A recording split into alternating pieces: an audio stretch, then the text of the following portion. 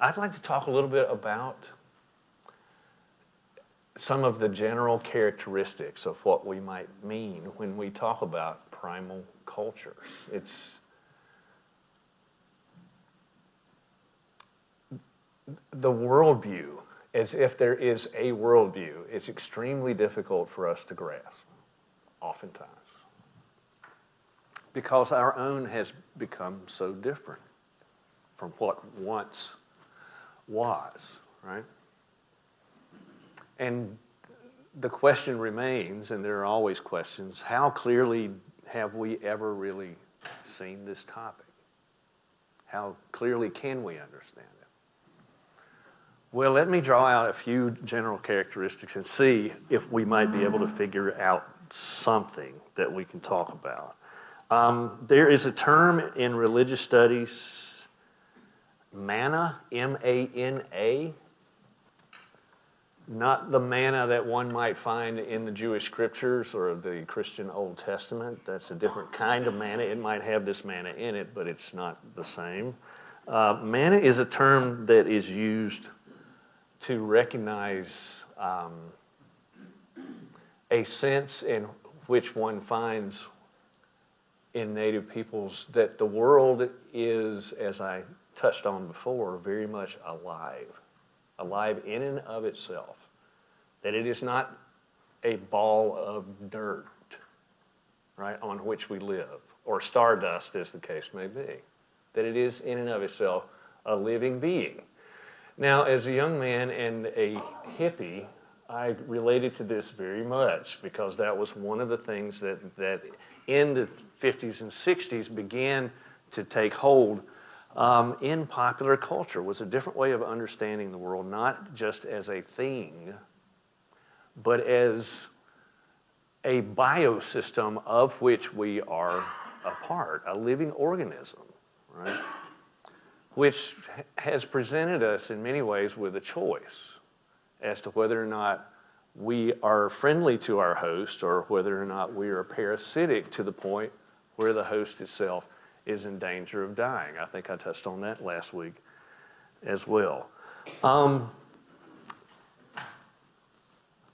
can tell you this, in my time teaching in Hawaii and speaking with some of the Native peoples in Hawaii, their attitude toward the land and toward the ocean was not quite like anything I have ever encountered. The awe with which they spoke of it, the care they were committed to taking of it, and unfortunately the difficulties that they were having and are still having with, for instance, corporations who have come in and are using that land for their own purposes.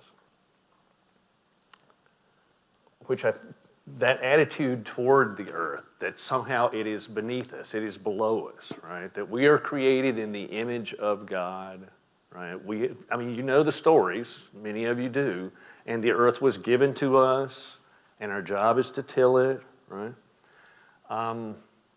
But without really taking into consideration the earth in its own right, right? That is an extremely difficult attitude to alter.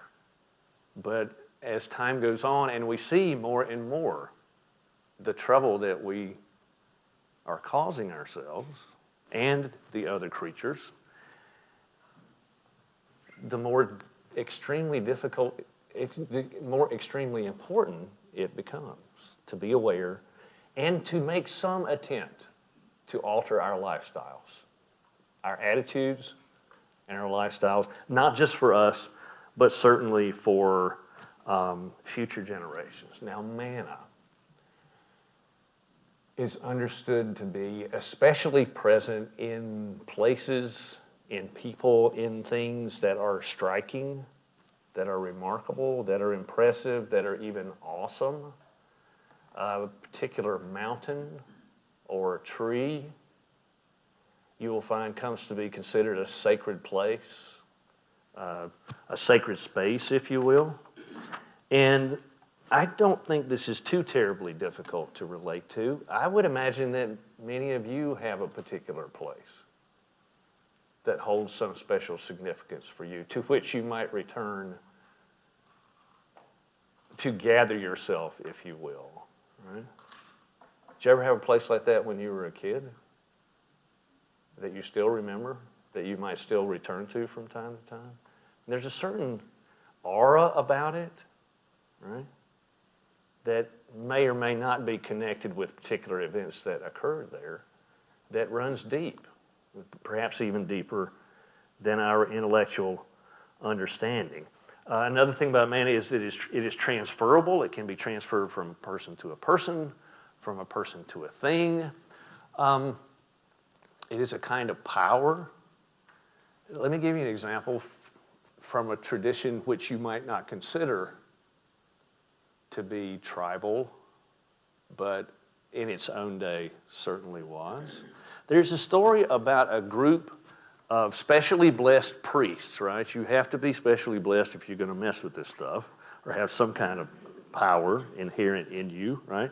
A group of priests is carrying the Ark of the Covenant, the seat of the Most High God. Some of you know this story, right? From the Jewish tradition and Christian tradition. And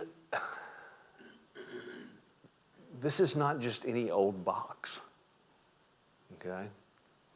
It's incredibly powerful, or certainly considered to be.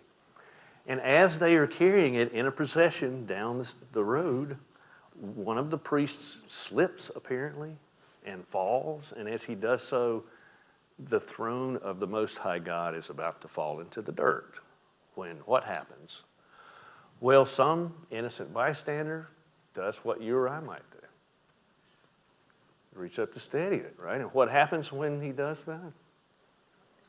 He is struck dead. He's struck dead, right? Now, did that actually happen? Remember we talked last week about myth, the nature of myth, right? It may or may not refer to actual historical events.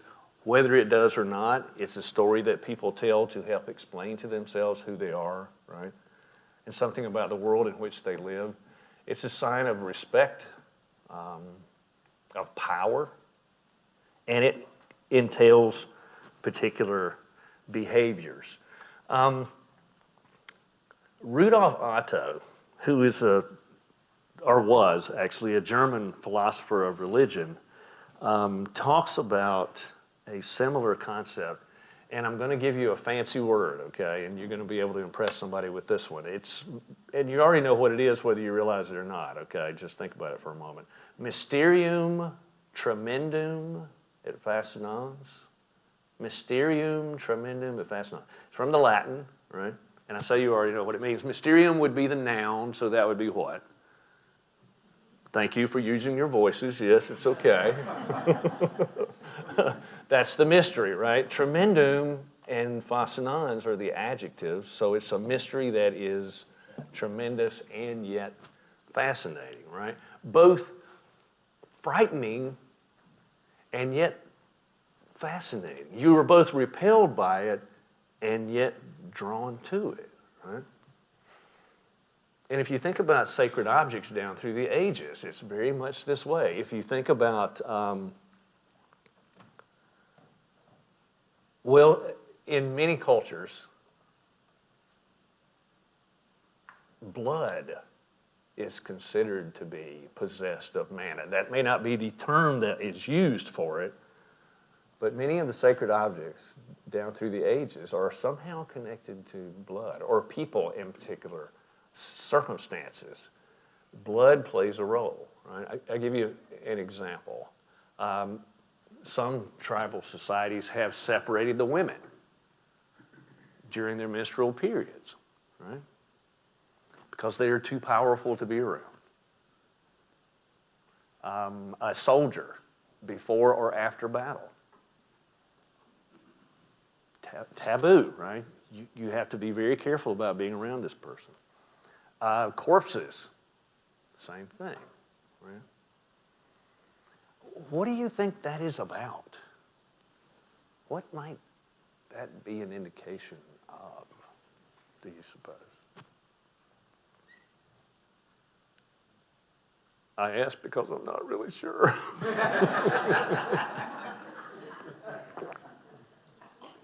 Well, okay, let's go at it this way. Why blood? What do you think it is about blood that's powerful? Because I think it is for us to eat today. Oh, yeah. Very much connected with life, right? And you know that if you lose enough of it, yeah, exactly, no more life, right? No more life. But I find that to be a fascinating characteristic that these taboos rise up around how to handle the manna. And in these tribal cultures, oftentimes there is, well, one term that is used is a shaman, who is, you might say, a specialist in the handling of manna. Oftentimes a male, in some tribal cultures, females, right? And they, well, in the past they've been dismissed as medicine men or witch doctors. Again, you think about who is it that is describing these tribal cultures early on. To a person, pretty much, they were white, European, Christian males, okay? White, European, Christian males. And so when they go into these areas, they really carry with them their own presuppositions, right? There's an immediate assumption that these people are, all too often there's an immediate assumption that these people are, demon worshipers, they're worshiping the devil. And what is at least as devastating, if not more so, is that there are those basic cultural assumptions that we need not only to convert these natives to our religion, but also to our culture. And again, I'm in Hawaii, and I'm talking with the descendants of those who lived there before the Europeans ever showed up. And you see the after effects of colonization, where their great-grandparents, great-great-grandparents, their ancestors were taken out of their lives, right? The children were removed from them, their hair was cut, their language was outlawed, right? And I imagine for a moment that you're 6 years old, right? You're just about to go into school. In fact, let me make this even a little bit more relevant, perhaps. What if Hitler and the Nazis had won World War II? And the more I learn about that time period, the closer I realize they came to doing just that. What if they'd won, right? And if they still, owned the United States of America, which of course would no longer be the United States of America, so that when you were a child, you were taken from your parents, you were placed into a school, right? You were told that your culture, what you'd been taught, the way your parents lived, was just wrong, right? And if you ever slipped up and used your native tongue, you would be punished for that. I mean, you know how important language is to just the formation of one's own identity. You can imagine the devastation, right? And it's a devastation that goes on from generation to generation. More recent scholars are at least attempting to be more aware of their, shall I say, our own cultural assumptions, right? And more open to the possibility of understanding another culture, not as a specimen, but perhaps even as an alternative, right? Certainly one that can stand on its own, and it's not necessarily inferior to the way that we assume life is or should be. Before we leave Mysterium Tremendum et Fascinosum, this too does not necessarily need to be something that happens on a mountaintop with a guru sitting there. Okay, I would imagine each of us has had a taste of something like this. It's, as I understand it, that sense that you get when you see a falling star, that moment of, right, where you're not really, really sure. The uncertainty comes in, right? It's fascinating. You want to see it again. But if one ever comes close enough to the Earth, I would imagine it's going to have a little bit of tremendum in it. If you've ever been in an automobile accident, am I the only one? I don't think so. Think about those moments, okay? Think about those moments.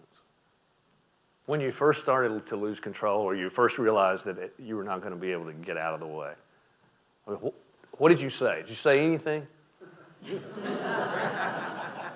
Well, there's 2 or 3 things you might have said, right? Oh my God is the first one that comes to mind. There are several others that we probably should not say out loud today, all of which I think are trying to say the same thing. This cannot be happening. This is too low, right? And yet there is a fascination. The memory will return to that moment again and again and again. For me, 9/11 is an example of this. And I will never forget that day. I would imagine you would say the same thing. It's interesting as students, right? They were at a much younger age. And yet, still, they remember.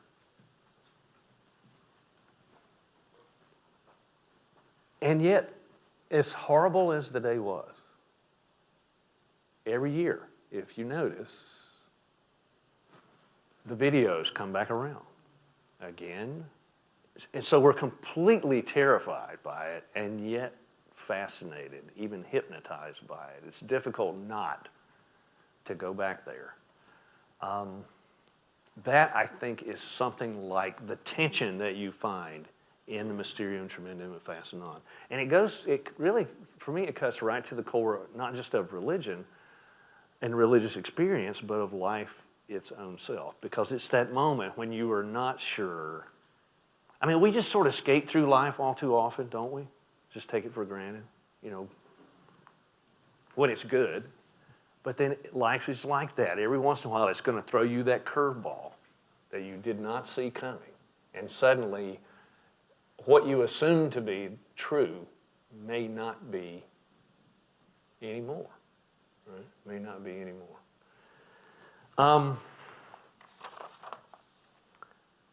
Imagine living in a world where everything is alive. Is a rock alive? A stone? Isn't it just a rock? Depends on what you mean by alive, doesn't it? Does it breathe? Well, no. Not that we know of. But if you break it down to its most basic level, I mean, its elemental level, what is a rock made of? Same stuff that we are, thank you, absolutely, right? Molecules, let's say molecules, atoms. What is an atom? I love this. What is an atom made up of? Come on. Who paid attention? You got your neutron connected to your proton, and what's that electron doing? At an incredible rate of speed, right? In other words, that rock is vibrating. We just aren't perceptive enough to pick up on it, right? So it might well be alive, and I think in reality it is very much made up of the same stuff, if you will, that we are. Ancestor veneration is another characteristic that shows up. And oftentimes the term ancestor worship comes in, but I'm not really sure that this is worship, that the ancestors are considered to be gods, but rather as specially blessed and specially honored people. Do we honor our ancestors at all?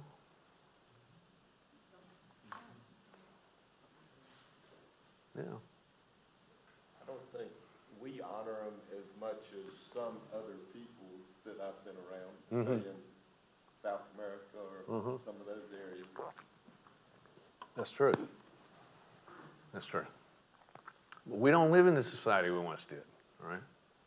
It's not, that everybody, the whole big family living in one village, not so much, right? That nuclear family has shattered for us, right? Well, do we hold the elderly to be in high esteem and seek out their wisdom? No, not so much. Not so much. A discount, yeah. I guess it's better than nothing. I don't know. But among tribal peoples, you do see a great deal of attention being paid to one's forebears, right? There's a village on the island of Sulawesi where you can actually map the socioeconomic life and history of the village, because when a person passes away, they carve a statue and they place it with special rituals on that hillside, and you can see that they are placed, the higher up you are on the hillside, the higher up your family is in that society, right? It's actually a visual marker of the social life of those people. And I wonder if, how different that might be for us today as well.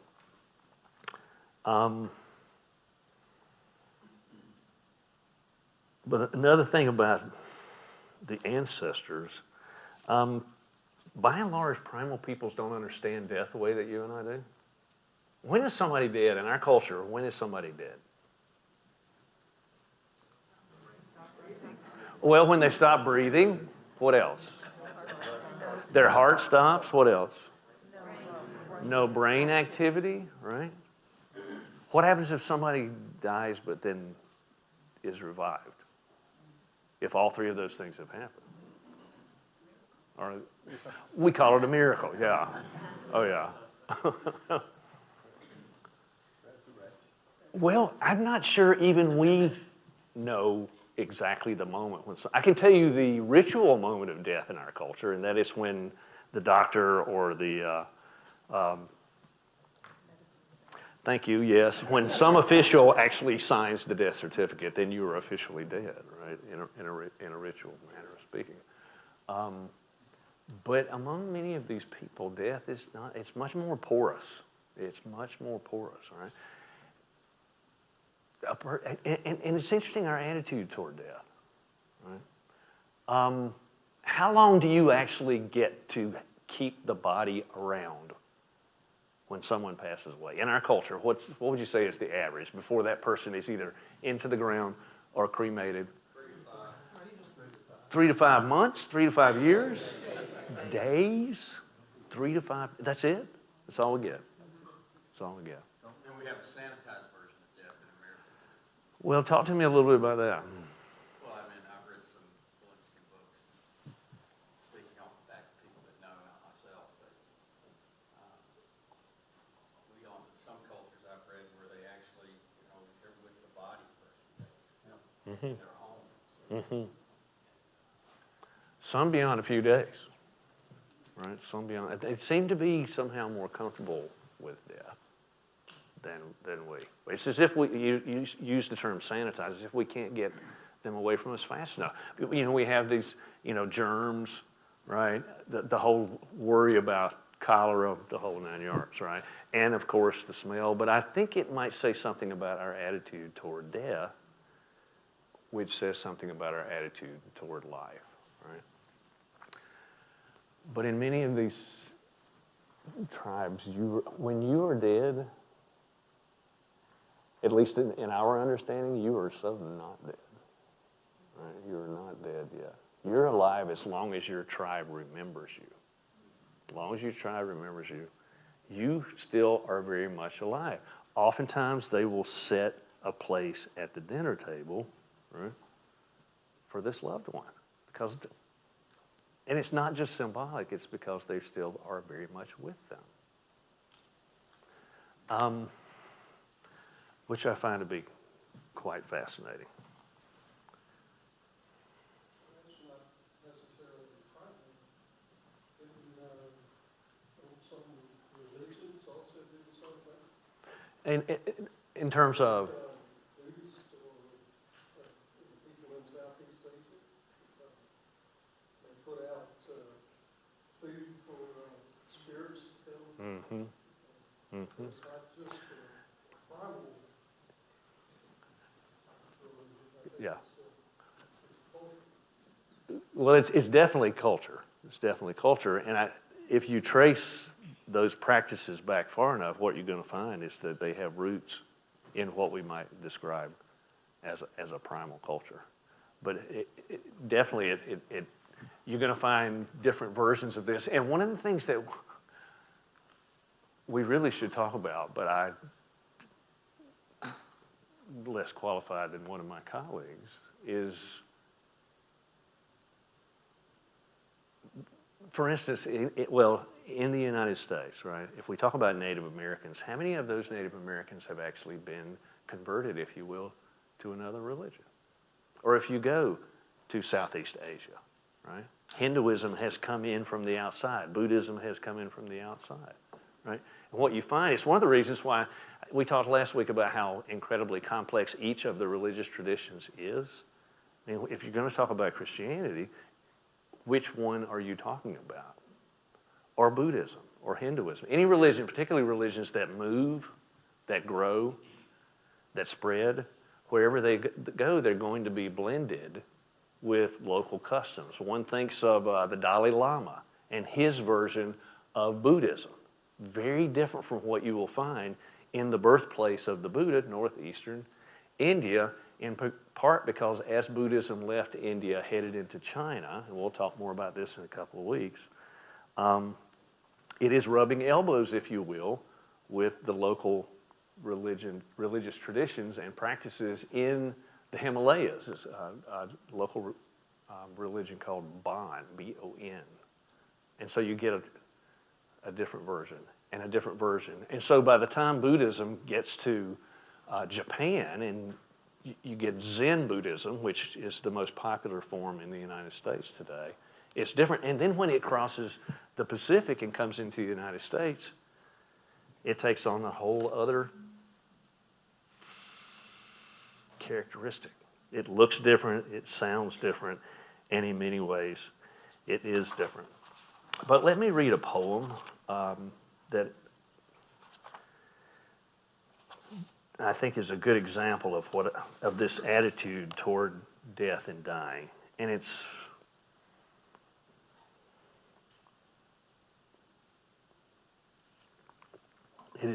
it comes from a tribe in Africa.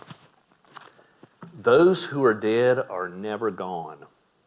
They are there in the thickening shadow. The dead are not under the earth. They are in the tree that rustles. They are in the wood that groans. They are in the water that runs. They are in the water that sleeps. They are in the hut. They are in the crowd. The dead are not dead. Those who are dead are never gone. They are in the breast of the woman.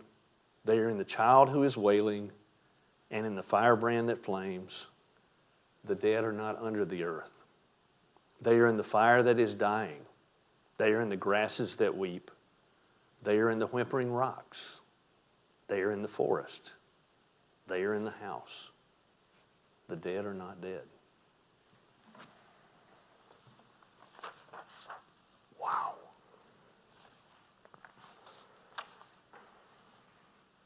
One thing that we could talk about too, I suppose, is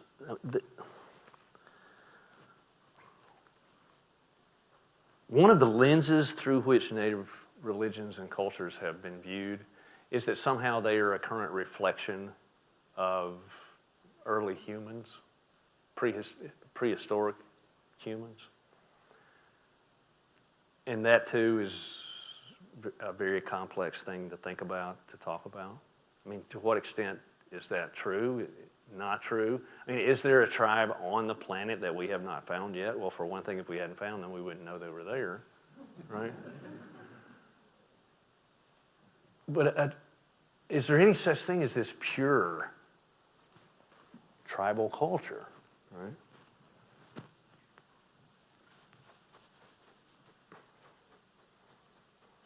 And to what extent does it reflect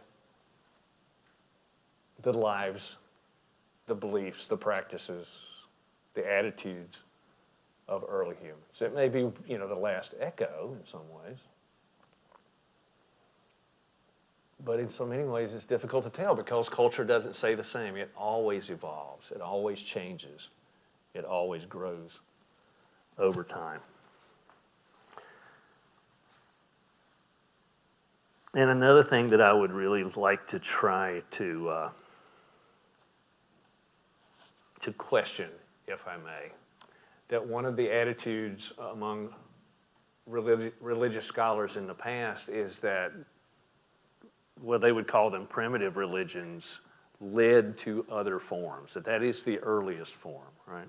And you see a kind of triangle effect where the primitive religions, as they would call it, eventually became polytheism, and polytheism eventually became monotheism, right? And monotheism, of course, eventually found its crowning formation in, guess which manifestation? That would be the Christianity of the scholars who were actually looking at the cultures and creating this rubric, if you will. Well, it's a hierarchy, and beware any hierarchy on which sits the one who invented the hierarchy to begin with, right? Yeah. It's one way of looking at things.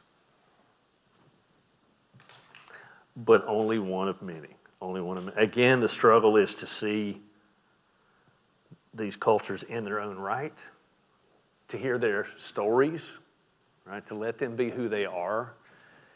And as we struggle for understanding, both them and ourselves, to take into consideration our own assumptions, right? Our own presuppositions. And to try to learn more about what life might actually be about, so as to become fuller, deeper, if not wiser. We can open it up for questions now if you'd like.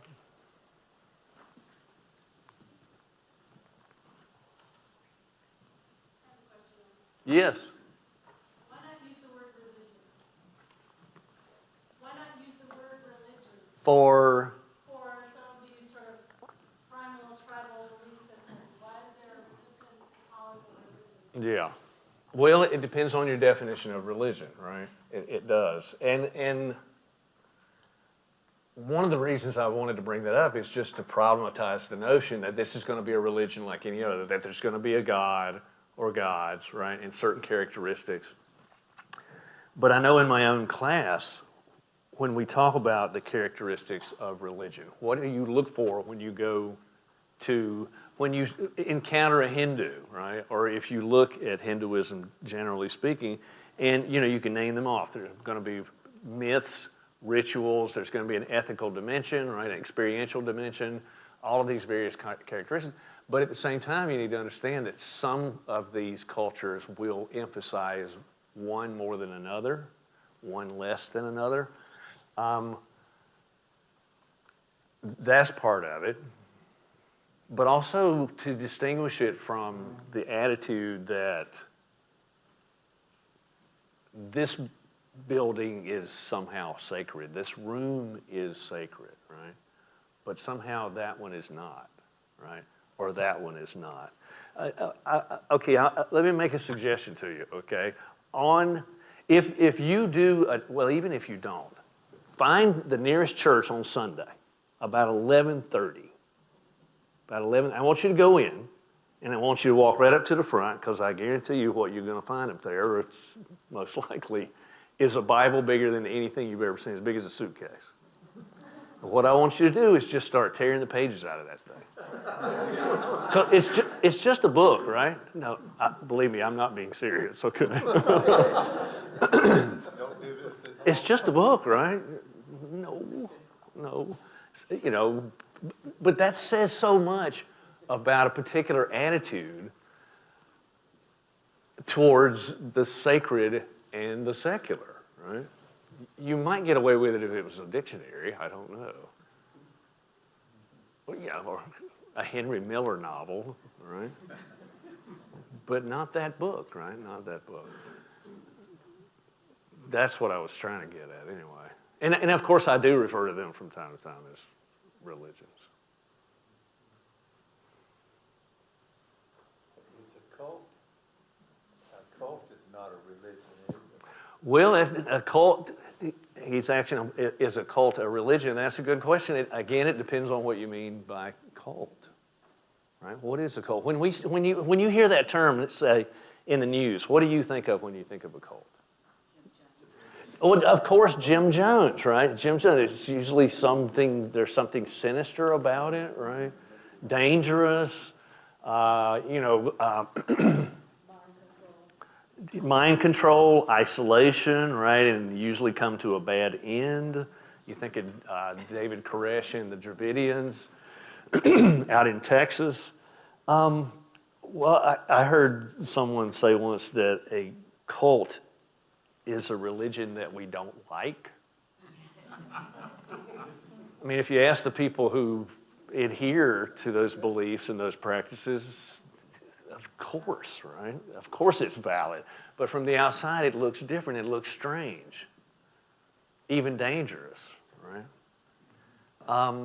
So again, it's important to think about what we mean by cult. If you think about, and I know I keep going back to Christianity, okay, but it is my background.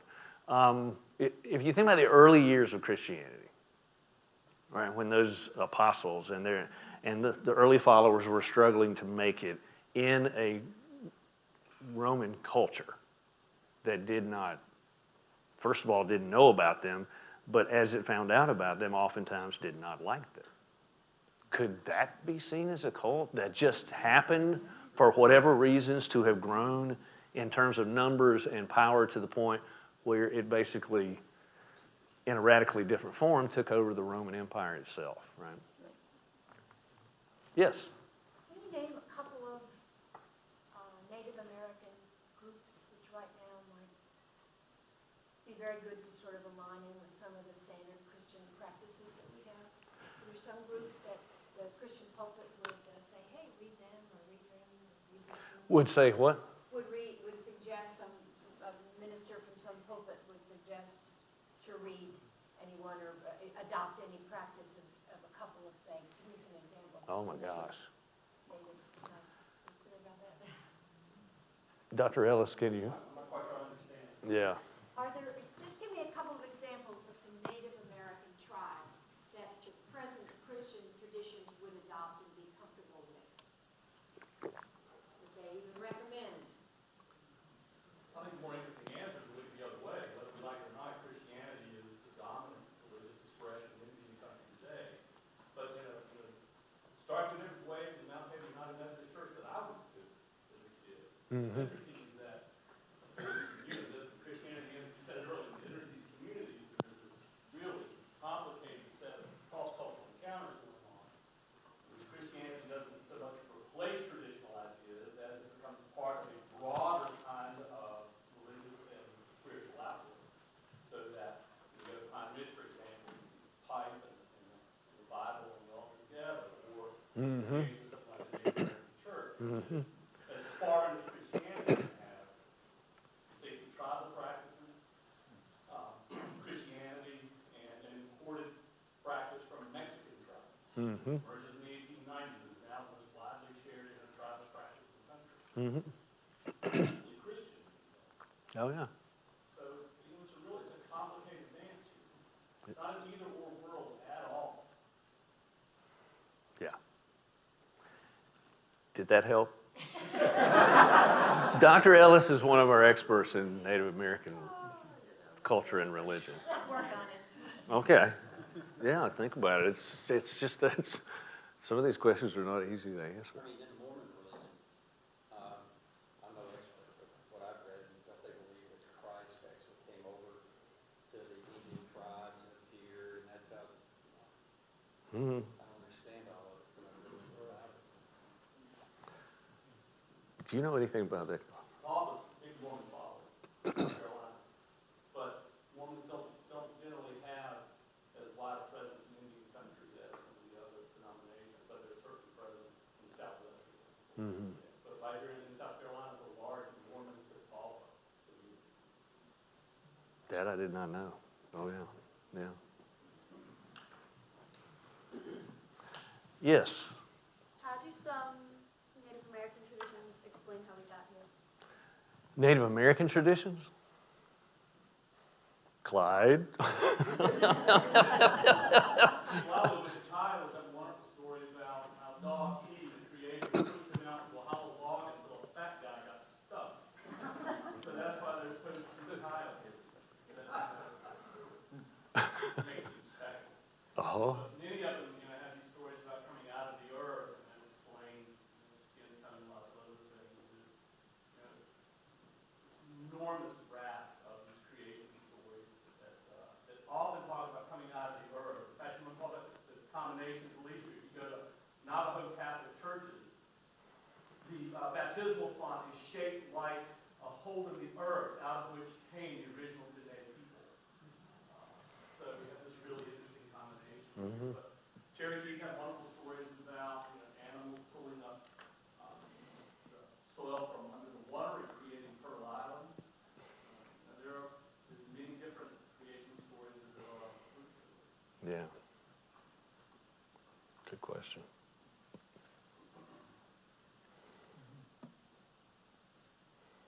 Yes, sir. You may have answered this, but if you were to say you came down to Christianity, rather than monotheism, and you would take it on back through pantheism, and you mentioned several paths, Stages, if you will, yeah. what base would you take all that back to yourself? What base? Well, yeah, and of course we're in very much the land of speculation here, but I think you're actually asking about the origins of religion itself as a human cultural phenomenon. I find that to be absolutely fascinating,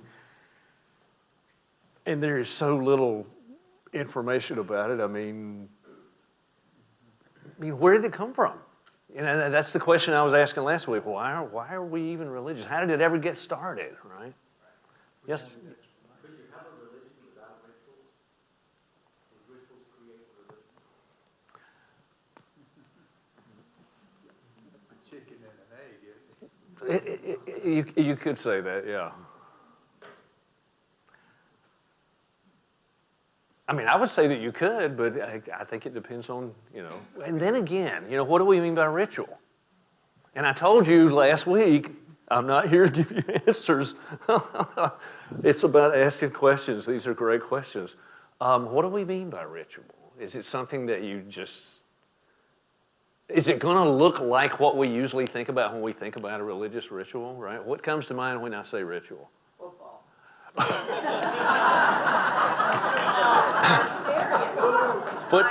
Serious. Football.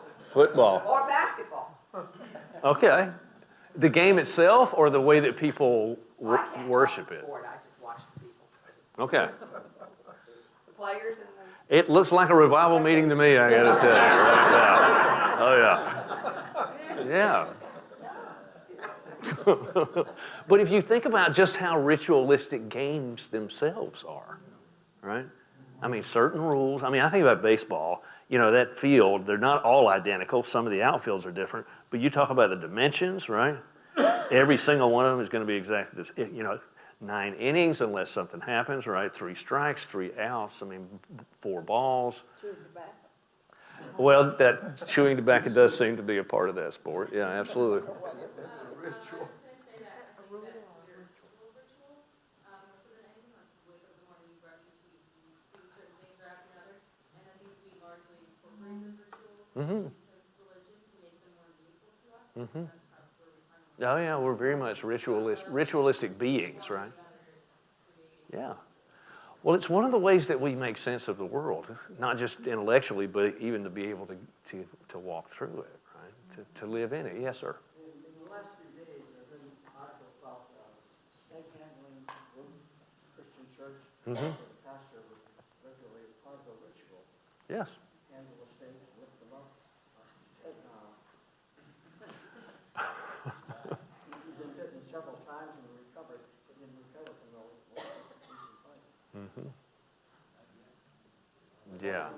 Ritual, is that, Well, what would you say is the main characteristic of ritual?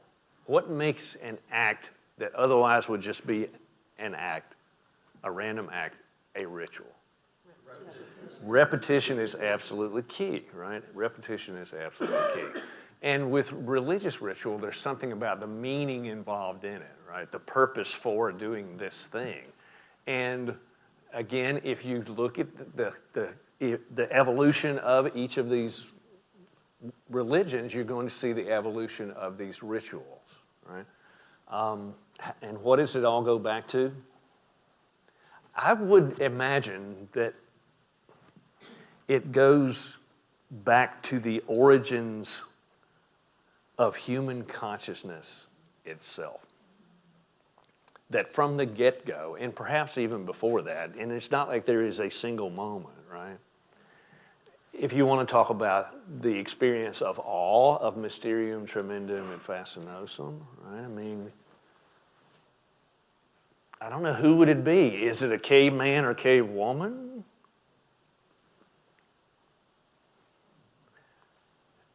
I want to know who was the monkey that ever had the first thought. I'd love to have a conversation with him or her, right? I can tell you I have this image, okay? I have this image that helps me not worry about that question too much, but still keeps it, malleable and like a fun toy.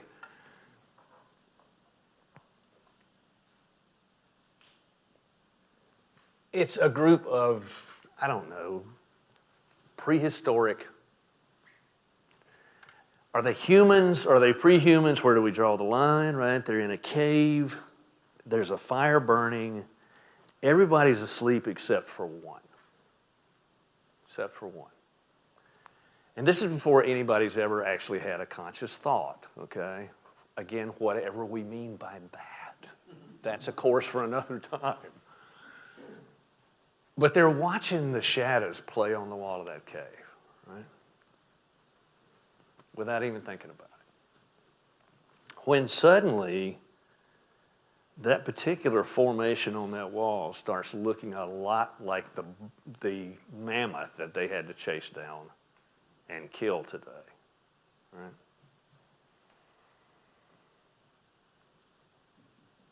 And so she gets up and she gets some of the charcoal from the fire and starts spreading it on that wall, right? In some recognition of what she has seen. So in a way, you might get the birth of conscious thought, right? The birth of art and the birth of religion all wrapped into one.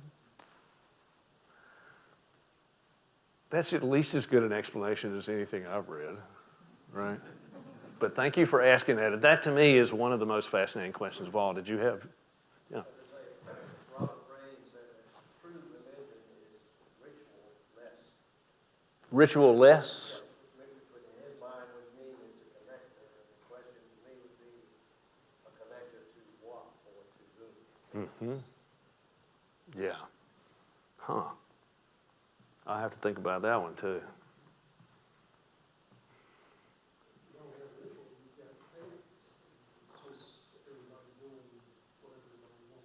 Mm-hmm. Mm-hmm. Mm-hmm. Yeah, I noticed you all showed up at the same time in the same place. It seems a bit ritualistic, yeah. But that's the kind of thing I was talking about a while ago. It's how we make sense out of life. It's ritual. The question in this context becomes, what is it that makes a particular action not just a ritual, but a religious ritual. You know, what's the difference between, say, I don't know, the hora dance at a Jewish wedding and brushing one's teeth? Is there a difference?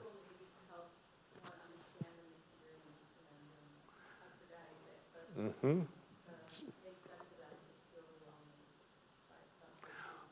Well, rituals do, they do seem to pop up around those kinds of experiences, right? As a way of, I don't know. You think about what are the great moments in life when we engage as a society in rituals. In a single human life, I'm thinking there are two big ones. Big public rituals. Well, one's going to be your wedding, right, if you choose to go that path, and the other one is going to be your funeral, right?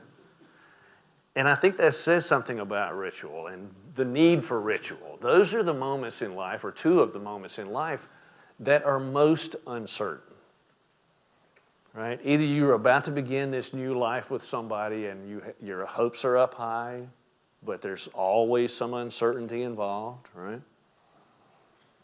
Or you are walking through the valley of the shadow, and again, deeply wounded and trying to figure out, what do I do? What do I do next, right? What do I do next? Those, it seems to me, are two of the moments in life when our culture, and many cultures, right, build up these rituals to tell us this is what we do, and this is what we do, and this is what we do. Not just to help us as individuals get through those moments, but to show that we are going through this in a group. If I may borrow that term with all due respect, as a tribe. And then what about the idea of magic? Oh, magic.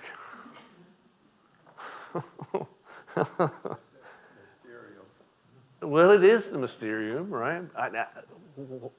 I mean, the fact that that camera is on me, stealing my soul, if you will, and I'm going to be somewhere else, you know, is that not magic?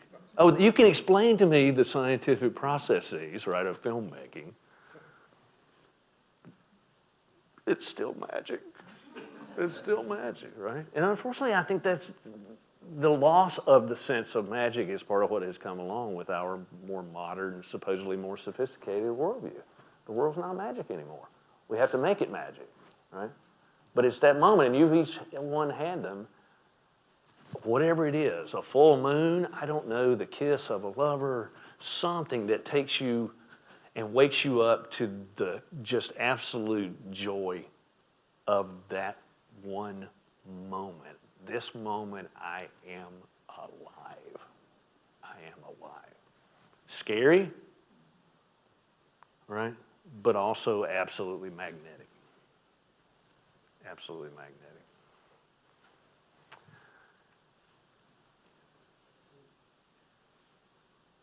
It has been a pleasure and a joy. Thank you for coming, and I hope to see you next week.